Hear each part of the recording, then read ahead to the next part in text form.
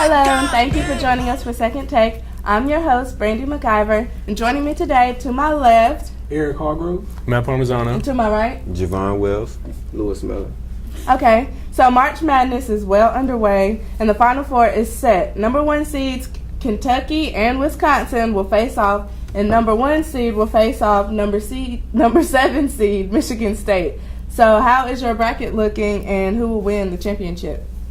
Well, everyone's bracket at this point is completely busted. Okay. But I'm definitely going to pick, in the championship, is going to be Duke for Wisconsin. I feel like Wisconsin is definitely going to knock off Kentucky because, like I said, hard work beats talent when talent doesn't work hard. This team is organized. They've come together. They know what it takes to get to the championship and how to win the championship. But I just feel like Kentucky is just basically playing off of talent, solely off of talent. But not saying it's not good, but I just don't think it's going to get them to the championship because I feel like this is the wall that they're going to hit is Wisconsin. But in the end, I feel like Duke going to beat anybody that steps up to them in the championship, though. All right, and see, I think Wisconsin has the best chance to beat Kentucky of anybody. You know, they play a lot like Notre Dame, and Notre Dame gave them a tough game. But I'm still going to go with Kentucky because basically they've got 2 starting 5. You know, they've got more depth than anybody and more height than anybody. And I think you're kind of sleeping on Coach Cal because that guy can flat out coach. You know, he's already got 1 championship, and these players wouldn't just come here if they knew this guy couldn't coach. So I'm going to go with Kentucky to make it to the championship and face Duke. And because, you know, Duke, you know, they've got a great coach in their own right, and Coach K. So I'm going to go with Duke facing Kentucky. I'm going to take Kentucky to beat Duke in the championship. I'm going to go with Kentucky and Duke in the championship also. And my question is, what happens when talent does work hard? Because I feel like Kentucky, as talented as they are extremely humble.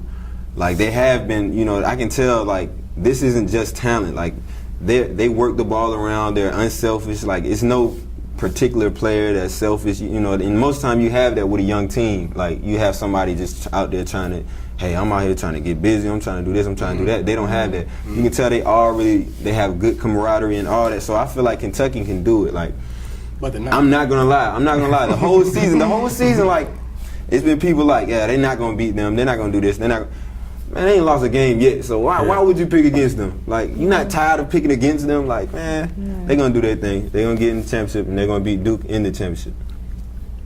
All right, so it's to no surprise. It's going to be Duke and it's going to be Kentucky.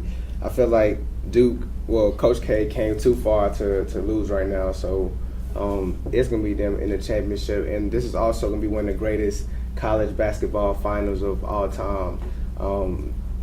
Two great coaches, and it's going to be more about who's the better coach for this game right here.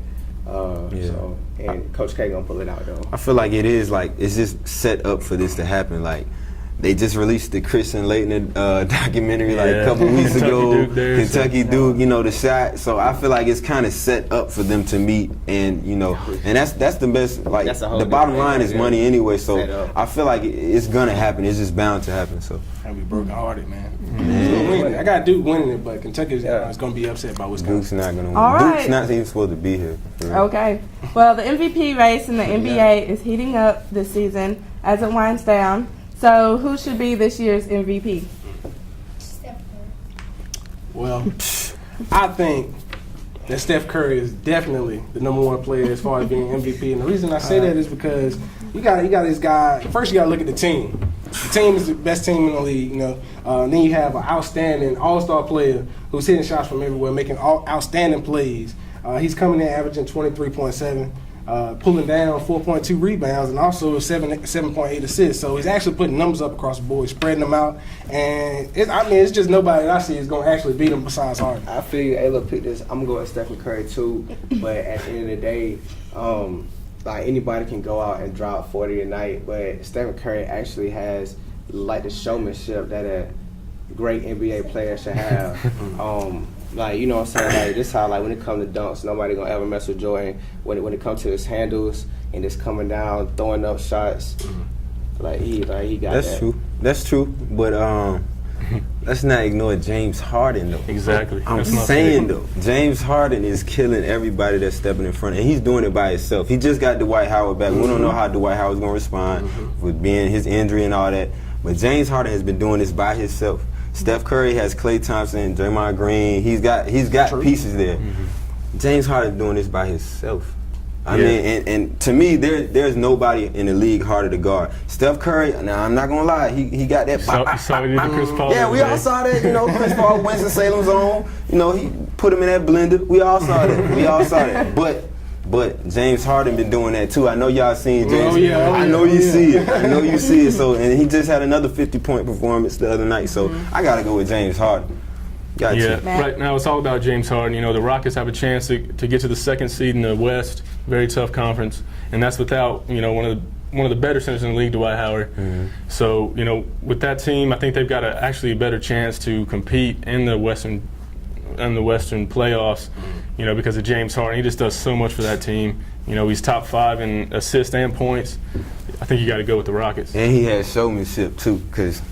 That's all showmanship. Step back, spin, every time. And then Stephen Curry, showmanship. I mean, Steph gonna come down, shoot it. What and he Steph jogging back down the court. Does every now and then. Steph does shoot it, turn around before it even goes in. Yeah, that's true. I ain't even talking about that. I'm talking about James all the way Harden down to the handles, like James Harden dropping people too. It's on a yo-yo. Like James Harden is like bring it back. Curry Like do that all night though.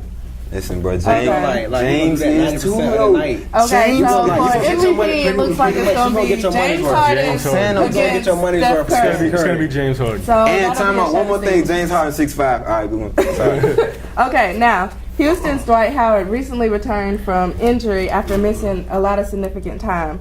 But he's still recognized as one of the best centers in the NBA. So who do you think would be a better center in the league right now?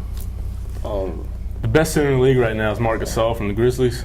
That guy, defensive player of the year last year. He's got the best offensive post game and the outside game of any center in the league.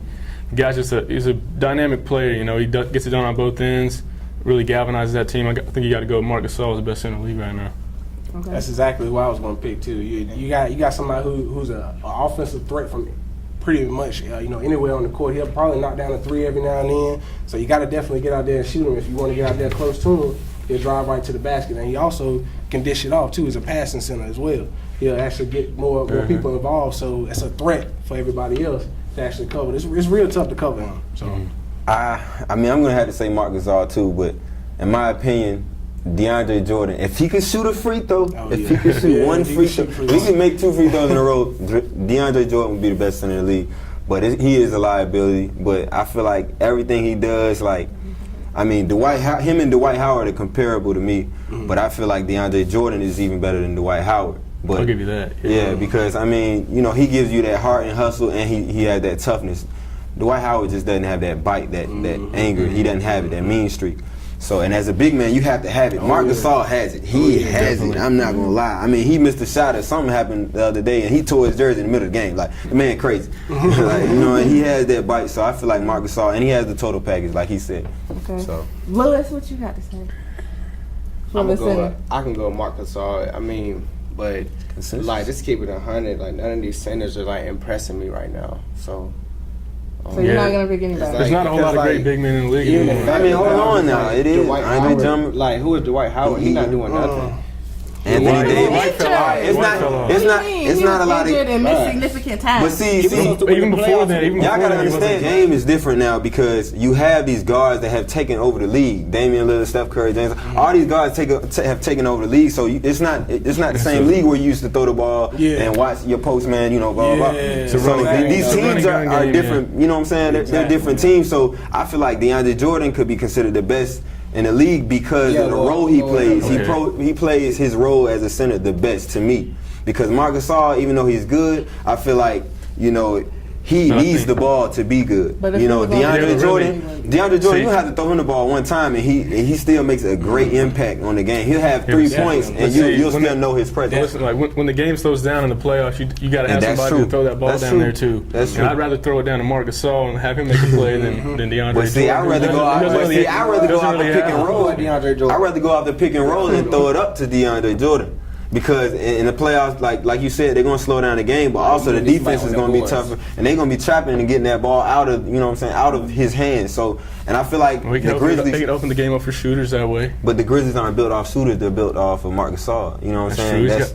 He's got Zebo too, though. He's got Zach Randolph. Hold on, that's going to take some pressure. They can't just key in just on Marc Gasol. True.